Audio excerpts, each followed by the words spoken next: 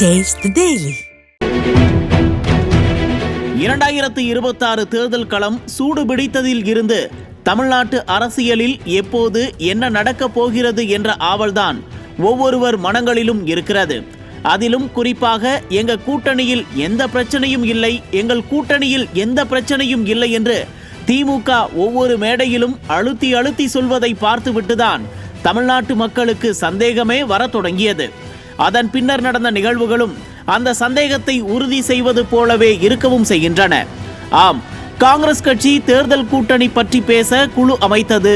காங்கிரஸ் மேலிட பொறுப்பாளர் கிறிஸ் சோடங்கர் ஆட்சியில் பங்கு வேண்டும் என்று பேசியது என ஒவ்வொரு நிகழ்வும் திமுக கூட்டணியில் இருந்து கலண்டு போக காங்கிரஸ் துடித்துக் கொண்டிருக்கிறதோ என்ற சந்தேகங்களை மேலும் மேலும் வலுப்படுத்தி இருக்கிறது.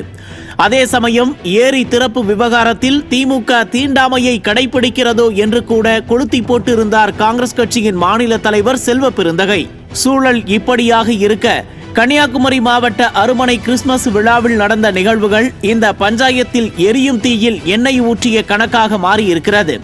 இந்த கிறிஸ்துமஸ் விழாவில் காங்கிரஸ் கட்சியினரோடு சேர்ந்து தாவேகா கட்சியை சேர்ந்தவர்களும் கலந்து கொண்டதுதான் இப்போது மிகப்பெரிய பேசுபொருளாகவே மாறியிருக்கிறது. வழக்கமாக அரசியல் மாற்றரியங்களை கடந்து பல கட்சிகளை சேர்ந்தவர்களும் கலந்து கொள்ளும் நிகழ்வு இது என்று சப்பை கட்டு கட்டினாலும் இந்த விழாவில் பேசிய விவகாரங்கள் தான் சர்ச்சையாகவே வெடித்திருக்கிறது.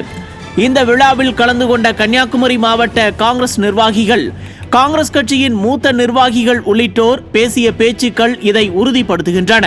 தமிழ்நாட்டில் ஏற்பட போகும் பிரம்மாண்டமான மாற்றங்களுக்கான திருப்பு முனையாக இந்த கிறிஸ்துமஸ் விழா அமைந்திருப்பதாக பேசியிருக்கிறார் காங்கிரஸ் கட்சியின் நிர்வாகியான திருச்சி வேலுச்சாமி. இதில் என்ன இருக்கிறது? கிறிஸ்துமஸ் விழாதானே என்று கூட நீங்கள் கேட்கலாம். நியாயம்தான். ஆனால் இதற்கு முன்னர் ஒரு பத்திரிகை நிறுவனம் நடத்திய அம்பேத்கர் புத்தக வெளியீட்டு விழாவில் நடிகர் விஜயுடன் கலந்து கொள்வதாக இருந்த விசிக தலைவர் தொல் திருமாவளவன் கடைசி நேரத்தில் அந்த விழாவில் கலந்து கொள்ளக்கூடாது என்று தடை போட்டது திமுக.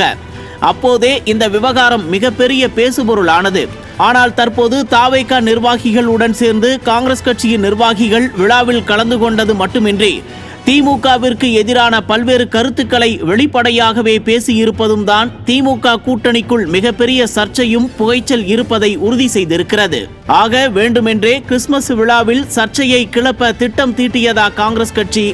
திமுக கூட்டணியில் விழுந்த இடியால் கலங்கி போய் இருக்கிறதா திமுகவை கை கழுவ பார்க்கிறதா காங்கிரஸ் என்ற பல்வேறு சந்தேகங்களுக்கு விடை தேட விளைகிறது இன்றைய நியூஸ் ஜே உரிமை குரல் நிகழ்ச்சி.